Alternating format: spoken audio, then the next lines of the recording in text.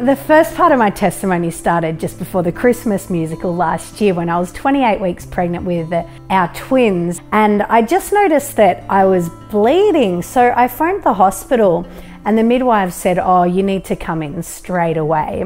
I went into John Hunter and they sent me straight to the delivery suite. My body was apparently 2 to 3 centimeters dilated and they could see membranes coming through, so it was just preparing to have the babies. And we couldn't believe it. And I'd skipped over the sections in my twin books on premature babies and neonatal intensive care unit, because up until that point I had a perfectly healthy twin pregnancy. So all I knew was that having babies 3 months early was definitely not a good thing. They were probably going to have to fly me down to Liverpool Hospital or somewhere where beds were available for premature babies. And he also said that he was going to call down a NICU nurse to come and talk to us about infant mortality and infant morbidity at that stage of pregnancy. And so Asher and I were just in shock, and we just asked to have a few minutes alone together.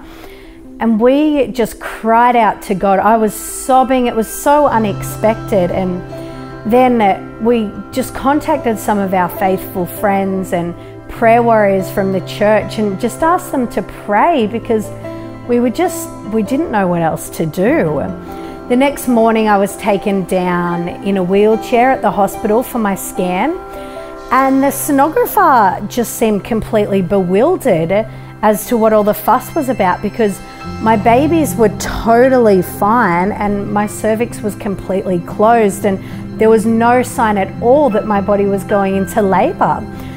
Then back on the ward, the doctors and the midwives kept coming and they were checking my charts, and apparently medically it's impossible for labour to reverse. So they kept coming and checking and they were unsure about what happened, and all the medical staff were completely confused because God had just done an undeniable miracle for us and our babies.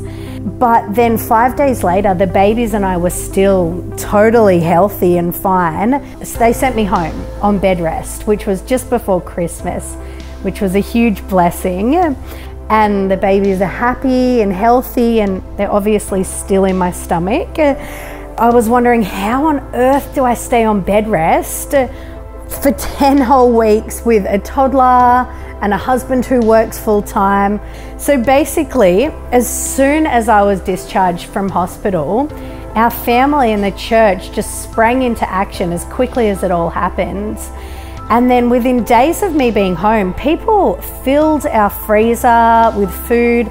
They came round especially to clean our bathroom or mop our floors. This is what an unbelieving world simply finds unbelievable. Because my friends and family, who aren't part of a church family, literally don't believe it when I tell them what the church is doing for us. I just think there could be no greater testimony than seeing our church in action. It's undeniably attractive and enticing and captivating, which makes Jesus undeniably attractive to them as well. And the church has just been Jesus to us.